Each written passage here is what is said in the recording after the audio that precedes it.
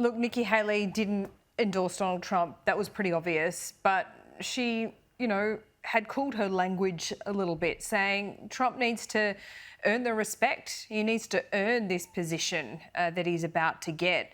It's kind of telling, isn't it? Where does she go from here? I mean, there's been talk that she could be his VP. Surely she couldn't do that. Yeah, well, I certainly hope she doesn't. It's interesting the language that she used in earning that vote. It's not a matter of earning at this point. We've seen Trump now for 8+ years and what he's done both in office and out of office. And the thought that there is still some percentage of the voter base that doesn't really know what he stands for and what he is going to do is shocking. So I wasn't super pleased with her choice of words there. Where she goes, I really hope that she doesn't just fall into the Republican, like the fellow before me just said, and endorse Donald Trump like Mitch McConnell did. I think that she's stronger than that. She stands by her principles. I think she made that pretty clear in the last few days of the campaign.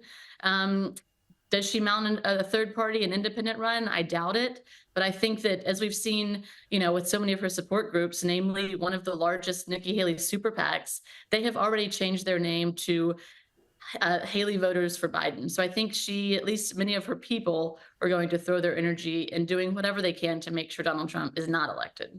Okay.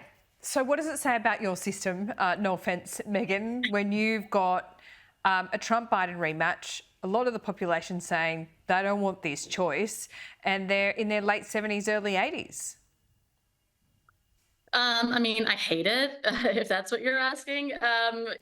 We've had 2020 deja vu. We've seen this song and dance before. We're all 4 years older and not a lot wiser. I had a friend say yesterday in conversation something to the effect of, "Congratulations, America, you've given us the stupidest presidential race possible." And, I think the only real difference this time is Joe Biden now has a record to run on, which should help him, at least right now, unless something catastrophic happens between now and then. And on the Trump side, his only difference is he's got more indictments and a debatably even crazier stump speech under his belt. So, we've kind of been joking in DC these days that the way we often watch other countries' politics and just are gobsmacked by how crazy they seem and how they're always all yelling at each other all the time.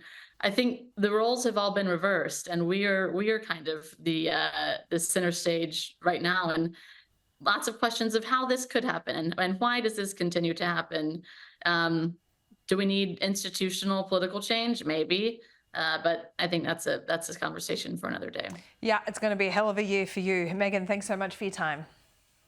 Thank you.